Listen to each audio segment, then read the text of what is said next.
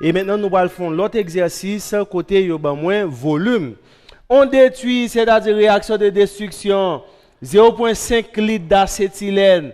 Acétylène formule C2H2, c'est le plus simple des alcynes, dans 0,75 litres de dichlore.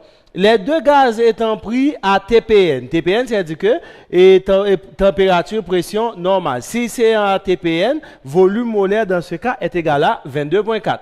On demande de dresser le tableau. Nous ne pouvons pas dresser le tableau parce que qui ça nous gagne, c'est volume nous gagne pour tous les deux. Qui ça me dit? Avant d'entrer dans le tableau d'avancement, il faut qu'on détermine le nombre de moles de chaque réactif. Dresser le tableau d'avancement de la réaction qui précise un bilan de matière à l'état final.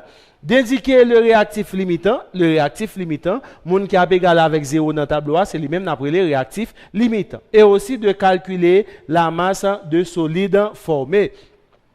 D'abord, on donne le volume de l'acétylène, volume C2H2, est égal à 0,5 litres. Et volume de Cl2 est égal à 0,75 litres. Et puis, écrit l'équation de la réaction. On écrit l'équation. Équation de la réaction. Réaction de destruction. Et un hydrocarbure cap détruit, quel que soit hydrocarbure cap détruit en présence d'un halogène, là-bas moins C plus HX. Hydrocarbure moins là, c'est acétylène C2H2 plus Cl2 et ça donne C plus HCl. 2, ici 2. Et 2H ici c'est 2. 2 ça arrive à la pour ni H ni Cl, nous gagnons 2Cl. Équation, moi écrit équation, moi équilibre équation. Avant de faire tableau, je dis qu'il faut déterminer nombre de moles. Si je n'ai pas de nombre de moles, je ne peux pas faire tableau. Cherchons d'abord le nombre de moles de C2H2 et le nombre de moles de Cl2. Maintenant, le nombre de moles de C2H2, puisque c'est volume et puis c'est volume dans les conditions normales, eh bien, nombre de moles est égal à volume donné sur le volume molaire. Maintenant, le nombre de moles de C2H2 est égal à volume donné qui est 0,5 litres sur le volume molaire qui est 22,4 litres par mol moins 1. Eh bien, ça donne le nombre de moles de C2H2 est égal à 0,022 mol. Maintenant, on va chercher le nombre de moles de Cl2. Le nombre de moles de Cl2 est égal à volume sur le volume molaire. Sur le volume molaire, le nombre de moles de Cl2 est égal à 0,75 sur 0,75 litres sur 22,4 litres mol moins 1. Et le nombre de moles de Cl2 est égal à 0,75 à diviser par 22,4. Ça donne 0,033.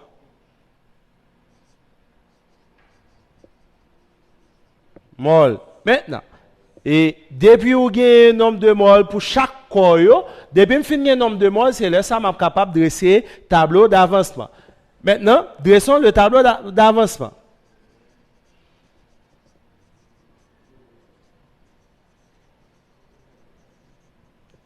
Le tableau d'avancement.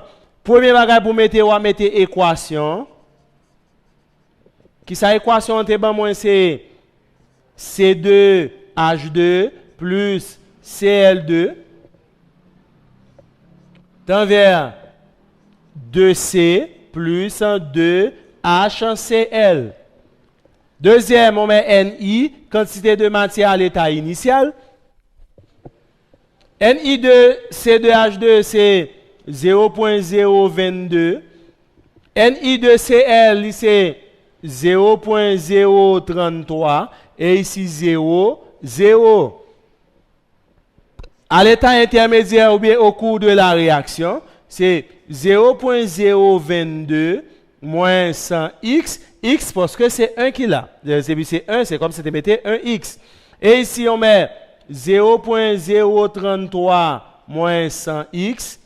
Et ici, c'est 0 plus 2x. Et puis ici, c'est 0 plus 2x. Et puis, à l'état final, NF, 0.022 moins 100x max. 0.033 moins 100x max. Et puis, et ici, c'est 2x max. Et puis ici, c'est 2x max. Là, maintenant, il y a un tableau qui est presque complet. Toujours songer l'on fait tableau pour sûr que chaque élément yo tombe exactement, chaque valeur tombe exactement en bas par yo parce que pour pas troubler. Maintenant, depuis me finir avec ça, une bagage m'a besoin qui est très important, c'est déterminer l'avancement maximal. Déterminons X max. Pour déterminer X max, on va annuler valeur réactive pour joindre. Par exemple, on va chercher X max pour C2, H2. Qui valeur lui-même c'est 0.022.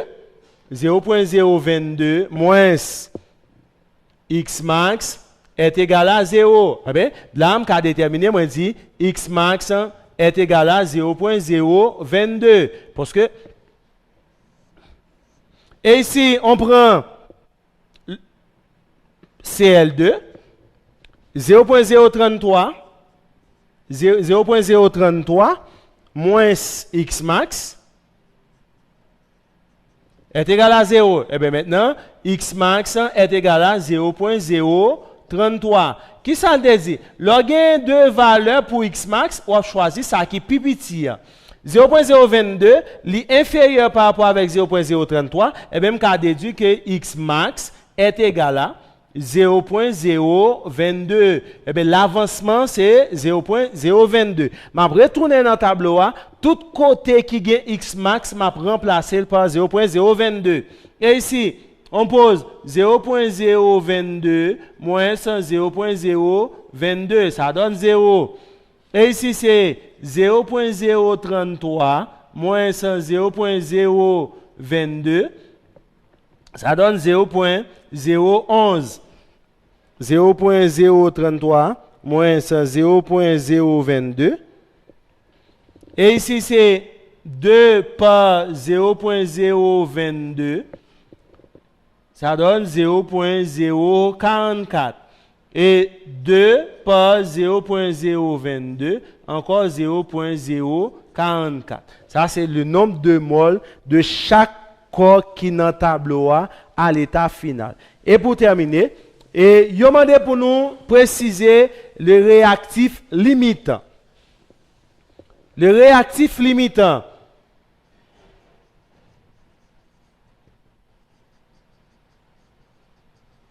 Qui ça nous dit pour réactif limitant? Le réactif limitant, c'est le réactif qui est totalement consommé. C'est le réactif qui est égal à 0 à la fin de la réaction. Je vais retourner dans le tableau.